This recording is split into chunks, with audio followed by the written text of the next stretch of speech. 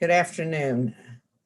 Welcome to the Appropriations Committee. I'm Chair Maggie McIntosh, and this afternoon we're going to be voting on House Bill 580, which is a really important bill. It is our Maryland Consolidated Capital Bond Loan Program of 2021.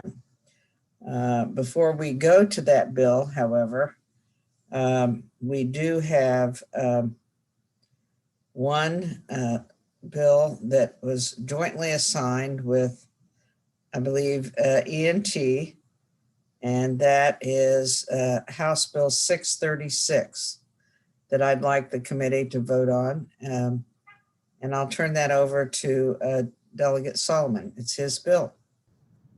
Thank you, Madam Chair.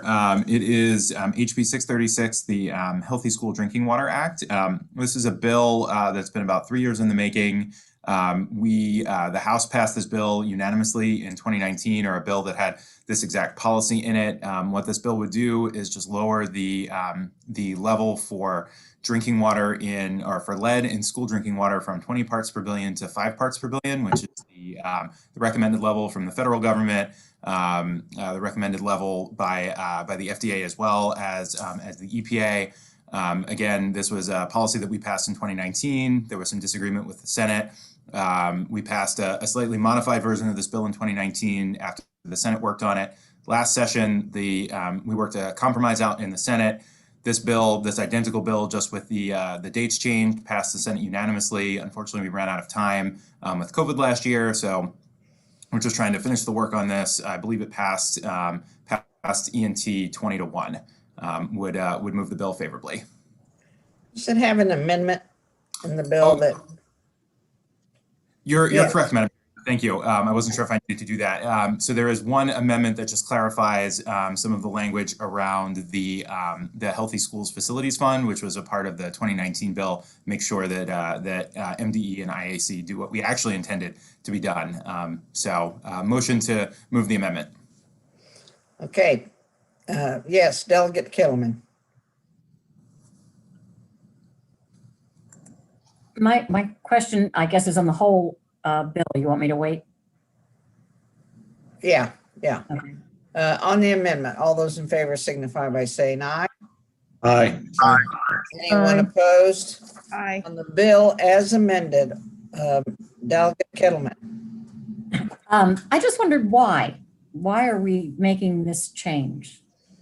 Yeah, so that's a great question. So the history of this goes back to 2017. Delegate Lafferty created essentially the first lead threshold. It was originally 20 parts per billion, and frankly, it was based on guidance from the Environmental Protection Agency that has actually since been revoked. That was revoked back in 2018. The Inspector General found that the guidance that was put out was really, frankly, had no basis in science, and so in 2019, working with then Delegate Lafferty, we put a bill in to lower the lead threshold. And so what we found was the testing that was required under Delegate Lafferty's bill showed that not only were there countless outlets in our schools that were over 20 parts per billion, there were a pretty sizable number of outlets that were over 5 parts per billion. Both the American Academy of Pediatrics and the and several other major children's groups say there is no safe level of lead in drinking water for children because of the way that things are tested and the way that piping systems work for schools. 5 is usually considered the standard level. In the new guidance that the federal government has put out, they actually recommend that 5 is where we should be. Baltimore County, Montgomery County are already at 5 billion. So, we spent a lot of time working with the Maryland's Association of Boards of Ed, with the Superintendent's Association to make sure that they were comfortable that there was a reasonable period of time, that this didn't require a whole new round of testing, and this fits into the 2017 policy as well. How does it get implemented? What do people have to do other than test if they find out it's between 5 and 20? Yeah, so what this bill does not change any of the sort of regulatory scheme that was designed by MDE after the 2017 bill. So the 2017 legislation required schools every 3 years to test every outlet in their building. And so they already have the data for this. And under the 2019 bill, we did require that testing above 5 parts per billion had to be made public. And so what we've done with this compromise is the schools will not be required to do any new testing except when their 3 years are up.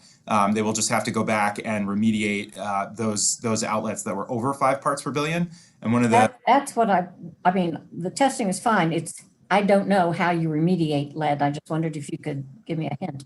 You know, Yeah, what so the- yeah, so you can actually just turn the outlet off, and you could turn the water off so it's not usable. You could put a filter. You can replace the actual lead fixture, the fixture itself. Sometimes it's the actual faucet or whatever the outlet is could have lead in it. What we also worked with a lot of school systems around was if you have water fountains, instead of having to replace every single water fountain, you could install like a bottle filling station that some of you may be familiar with at the gym or at an airport. And actually, that's usually a whole lot cheaper. Those bottle filling stations cost $1,500 to $2,000, and then you have one filter instead of having to filter 8 or 9 different water fountains. Thank you. Okay, Delegate Beitzel. Yes, thank you, Madam Chair. Good afternoon. Good afternoon. What's the standard now on public water systems? Because most schools are served by public water systems.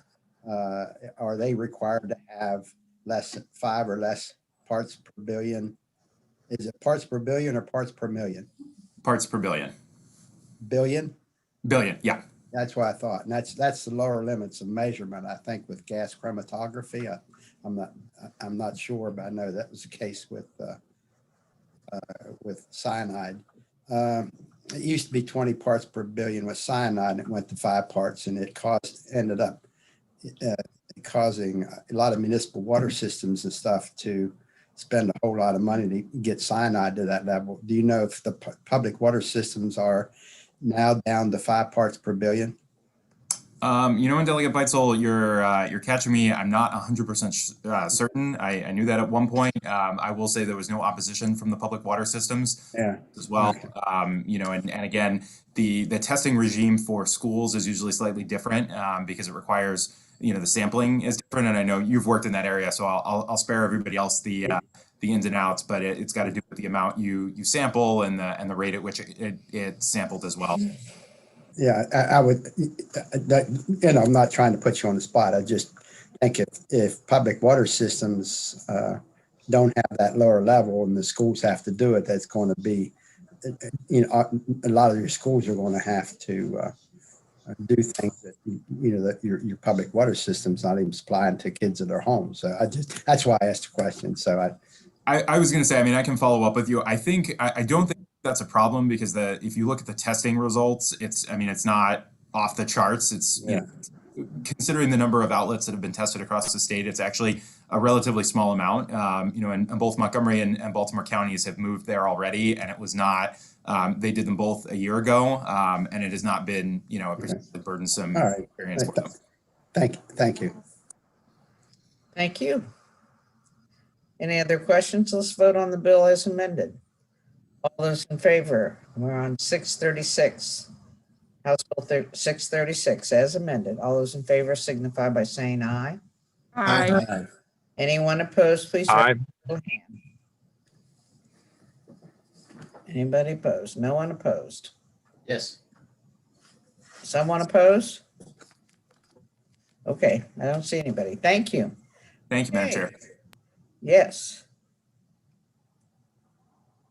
Are we now ready to move to the Maryland Consolidated Capital Bond Loan of 2021? I'm going to recognize the chair of that committee, Delegate Barnes. Thank you, Madam Chair. I want to start by subcommittee. Delegates Beitzel, Greist, Haynes, Corman, Proctor, Resnick, and Young. And of course, I'd like to especially recognize the leadership provided by our vice chairman and the vice chair of this entire committee, Delegate Chang. Thank you all for your great and hard work. I also want to thank the committee staff, Michelle Lambert, June Chung, and Ken Weaver. They They do a great job keeping us in order. So thank you to you all, and our budget analysts, who I know stayed up all night last Friday getting this document ready. We thank them: Sarah Baker, Jacob Cash, Patrick Frank, Andrew Garrison, Andrew Gray, Emily Haskell, Laura Hyde, Ian Klein, Matthew Klein, Nick Kunzelman, Jason Kramer, Madeline Miller, Grace Peterson, Samuel Quist, Ann Wagner, Caleb Weiss, and Tanya Zimmerman. Thank you to you all. I would also like to thank Kate Hayward and Katie Lee Cannon for their work editing this document. All right, beginning with the document, and a reminder to the public that the decision document can be found on the website. On page 1, the Maryland Stadium Authority, the subcommittee added funding for a new Department of Legislative Services building. On page 2, in the Department of Aging, the subcommittee adopted narrative on a program administration and outreach. Actions pertaining to the Board of Public Works begin on page 3. The subcommittee adopted narrative regarding the Guilford Avenue project renovation. On pages 4 and 5, the subcommittee deleted funding for the facilities renewal and the Washington County District Court project with the intent that the governor fund these with PAYGO general funds. On page 6, Department of Planning, the subcommittee reduced funding for the Maryland Archaeological Conservation Laboratory to align with the construction schedule and increased the related pre-auth, which can be found on page 75. On page 7, in the Department of Transportation, the subcommittee deleted funds for the Howard Street Tunnel and expressed, again, intent that the governor restore these funds with PAYGO general funds. Actions pertaining to DNR begin on page 8. The subcommittee reduced funding for the Natural Resources Development Fund, the program Open Space State Share, and the Rural Legacy Program due to the restoration of these funds and transfer tax special funds for these programs in the supplemental budget, which we received. On page 9 through page 11, the subcommittee added $85 million for local parks and playgrounds infrastructure to provide, and we noted that they be shovel-ready projects in all 23 counties in Baltimore City. I'd like to take a moment here, Madam Chair, to thank the subcommittee, particularly on this project. It really reflects the priorities of the subcommittee that we get this money into shovel-ready projects, get Marylanders back to work, but also the realization that we've had a reawakening among our citizenry of the appreciation for parks and open space during the pandemic. We had record attendance at our state park last year. And this action, together with the operating budget action, really is going to put $130 million into parks and open space and facility renewal to give our citizens and put a payment for really the next 30 years to provide these amenities. So I know the subcommittee is particularly proud of this item. In the Department of Agriculture, on page 12, the subcommittee reduced funding for the Maryland Agricultural Land Preservation Program due to the availability of transfer tax special funds, as noted previously. Actions related to Maryland State Department of Education begin on page 13. For the non-public school security improvement fund, the subcommittee added eligibility requirements. On page 14, the public school construction program, the subcommittee increased funding by $35 million. For the public school safety program, the subcommittee again deleted the funds with the intent that the governor restore this program with general funds PAYGO. For the DeGrange non-public aging schools program, the committee added annual participation language. And on pages 16 and 17, the subcommittee added funds for the supplemental capital program, which was $20 million, in the healthy schools program, which was $30 million. And again, if I can take a moment to pause, these $85 million in increases in our capital school construction program really reflects not just the subcommittee's priorities, but really our full committee and our chair's priorities since she became chair of this full committee in making sure that we invest in public school facilities. Actions pertaining to higher education institutions begin on page 18. The subcommittee deleted funds for several projects with the intent that the governor restores the funding for these projects with general funds PAYGO. These projects include the University of Maryland Baltimore Electric Substation Project, University of Maryland College Park Chemistry Building, the Health Professions Building at Towson, the School of Pharmacy Building at the University of Maryland Eastern Shore, the Education and Health Sciences Center at Frostburg, Percy Julian Center at Coppin, the Academic Building and Auditorium at St. Mary's College, and the Community College Construction Grant Program in the Maryland and MHEC. In a related action found on page 81, the subcommittee restricted a portion of the available bond premium funding for this program to be used for the Leggett Building. And we did add $1.5 million to get the full funding for that building. The subcommittee also added funding for several projects in higher education, including School of Social Work at the University of Maryland, Baltimore, and 2 related pre-auths for this project. Those can be found on pages 75 and 78. As well as the interdisciplinary engineering building at the University of Maryland, College Park, and pre-auths for that on pages 76, 78, and 80, as well as Sherman Hall renovations at the University of Maryland, Baltimore County, and those related pre-auths on pages 76 and 79. On page 26 for Baltimore City Community College, the subcommittee adopted narrative requesting a report on the Bard Building, increased funding for the college's deferred maintenance program. For BCCC, the main renovation project, the subcommittee restored the DALF funding, and this action can be found on page 70. Going back to page 29, the University of Maryland Medical System, the subcommittee deleted funds for the Comprehensive Cancer and Organ Transplant Center with the intent that the governor again fund these programs with cash and general funds. Actions pertaining to the Department of Housing and Community Development begin on page 30. In the first action, the subcommittee added language on the use of non-budgeted funds. Subcommittee also restricted funds in the Baltimore Regional Neighborhood Initiative and National Capital Strategic Economic Development Fund and the Strategic Demolition Fund, the Partnership Housing Program, the Rental Housing Program for specific projects, in addition to adding funds to the latter three programs for those projects. On page 34, the subcommittee deleted funding for the Local Government Infrastructure Fund, again with the intent that the governor PAYGO general fund these programs and provide federal funds available from the American Rescue Plan Act of 2021. On page 36 and 37, the Department of Environment, the subcommittee added funding for the Comprehensive Flood Management Program for 3 projects. On page 38, the Maryland Environmental Service, the subcommittee reduced funding for the Infrastructure Improvement Fund due to the availability of transfer tax special funds for this. On page 39, the Department of State Police, the subcommittee deleted funding for the Barrack and Garage project, with again the intent that the governor restore these funds with general funds. Actions related to miscellaneous grant programs begin on page 40. On that page, the subcommittee increased funding for the Annapolis-Stanton Community Center renovation, athletic facilities renovation at Garrett County High School, the Hippodrome project, the building renovations of the Maryland Center for History and Culture. Upon further consideration, I would actually move that we decided to increase the funding for the Maryland Center for History and Culture to $2 million as shown in the report. On pages 41 and 42, the subcommittee added funds for each of the 3 projects funded through the Maryland Independent College and University Association. Again, upon further consideration, I would move and subcommittee decided to modify these amounts to provide a total of $5 million for Johns Hopkins, $5 million for St. John's College, and $2 million for Mount St. Mary's University project, as shown in the report before you. Bottom of page 42 and going to page 43, the subcommittee increased funding for the Maryland Zoo in Baltimore, Meriwether Pavilion, the Pearl Center, and the YMCA of Central Maryland. Beginning on page 44 and continuing through page 69, the subcommittee added miscellaneous grants for 53 projects. There are also 2 pre-auths related to these miscellaneous grants for Rash Field and the USS Constellation project, which can be found on pages 76 and 77.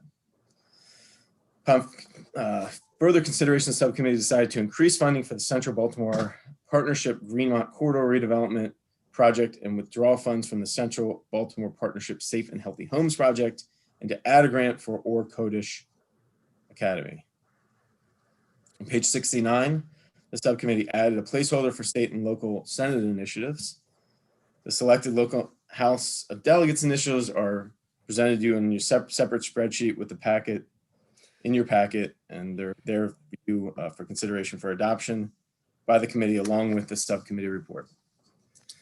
On pages 71 through 74, the subcommittee restored funding and removed matching requirements for 5 miscellaneous grant programs. And that concludes the report, Madam Chair. However, I would like to just, before I move it, the report, take 1 minute to just talk about the unanimous work here of the subcommittee and in its totality, which I think has to be considered in together with our operating budget, which really did so much great work under your leadership, Madam Chair, to move our rainy day fund up to 6%, to fund all of our priorities, to fully fund our pension system this year. With this report today, we still have the $100 million fund balance after the governor PAYGOs these programs. We still will be left with $100 million in fund balance, and that's before we consider the almost $4 billion that was sent down in the federal relief program. So we think that this makes a lot of sense. It recognizes the legislature's priorities in investing in infrastructure, shovel-ready projects, getting Marylanders back to work that will put us in a great place for decades to come. I do know that there had been some heartburn from the second floor, and I just want to say it really should not, Madam Chair. It should not. What we have done here is we have identified the funds for the second floor. We have put language in illustrating how to utilize those funds and the vehicle to do so.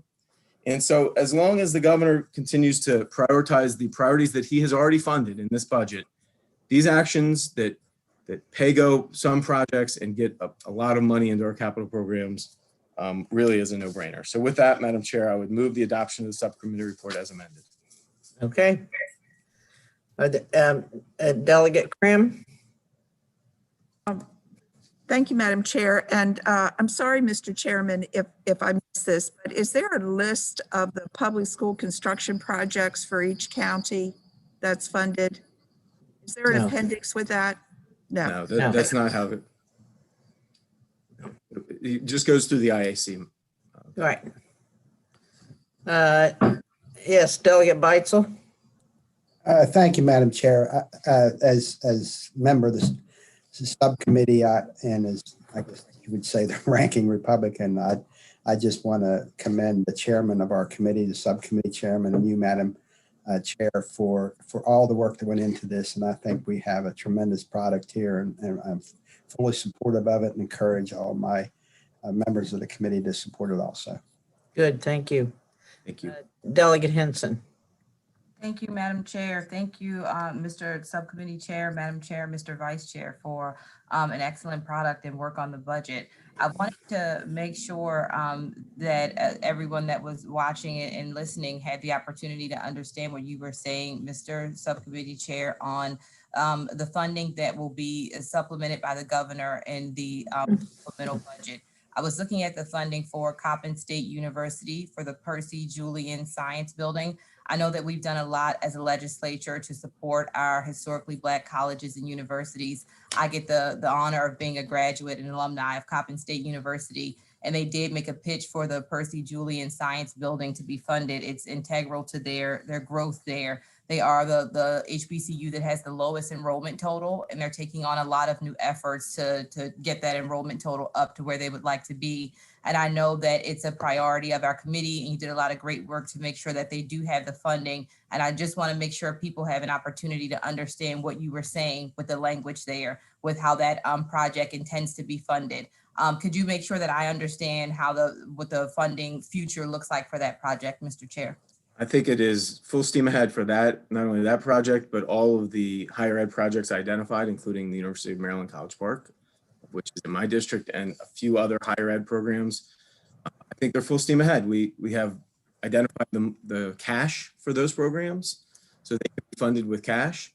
We have provided language in the capital budget illustrating that there is cash and providing the vehicle to cash those programs. Right. And the governor's already made them a priority once, so I fully expect that he will cash those programs.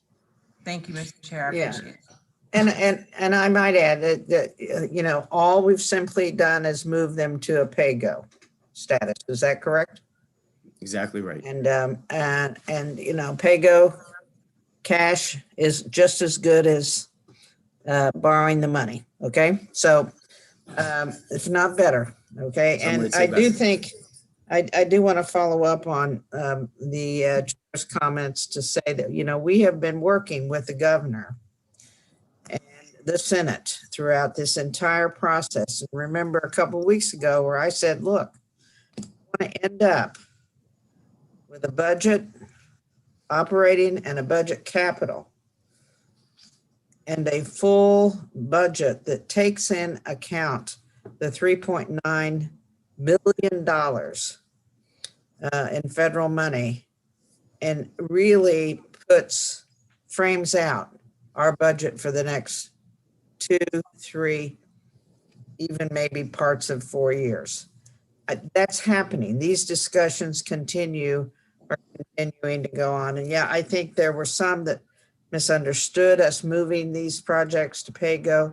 My understanding is everybody's taken their Rolaids and their Tums and they're kind of back where they're going, oh yeah, that's right. This is what we were going to do. You're right. So I just wanted to commend again the capital subcommittee for the work that you did. Delegate Metzger, you have a question?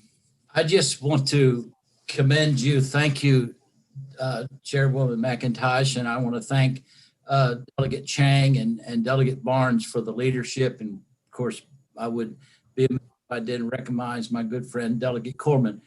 I think the budget is so very, very important. And then to come back and do the capital budget. That's why I vote for the budget.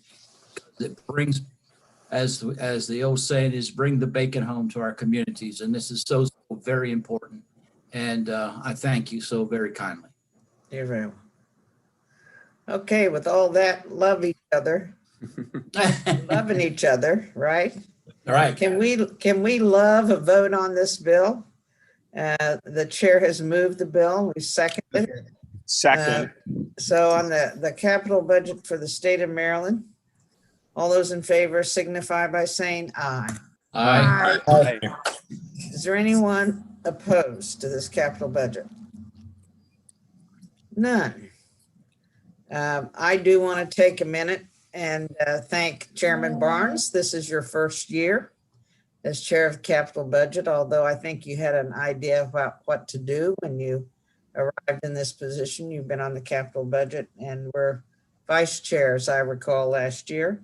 And again, I want to thank the vice chair of our committee, Delegate Chang, for the work that you do and the work that you did as vice chair, and all of you. In particular, I want to just call out Delegate Beitzel and Delegate Grice for the work that you did to help this